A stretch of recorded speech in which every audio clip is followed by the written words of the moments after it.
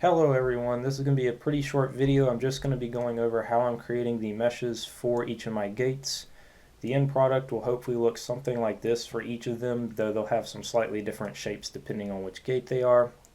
So the way I'm going about this is I'm creating a gate parent class, which just has the bare minimums, has the two inputs right here, then one output, and this little piece I'm calling a connector. And all it really does is connect the output of one gate to the inputs of the next gate. And that's this little piece right here. If I can click on it, oh, there we go. And so as you can see, it's just kind of connecting the two together. And so doing it this way allows me to create all the gates very easily because they're just inherited. So for instance, here is my finished NAND gate.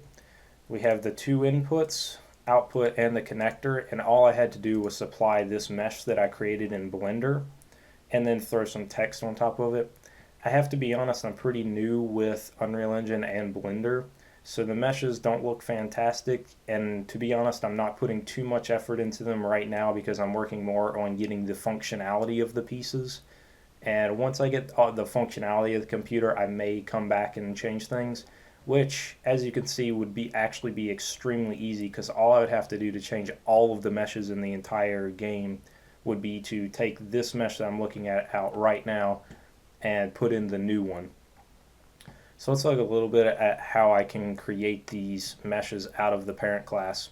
So if I come over here and create a new asset, blueprint class, look up gate parent, select that, then we'll say we're making an OR gate. Let's open that up.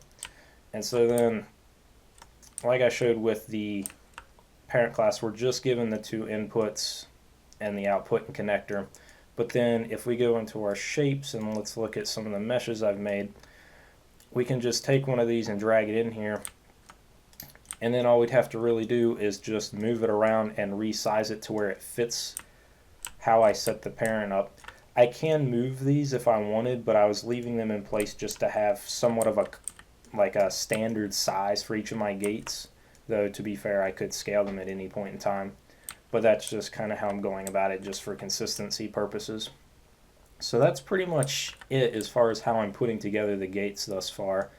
Like I said, I may come back and make the gates a little nicer because they have some pretty rough edges, and I just use some CSG in Blender to put them together, so basically sticking squares and shapes together and adding and subtracting them.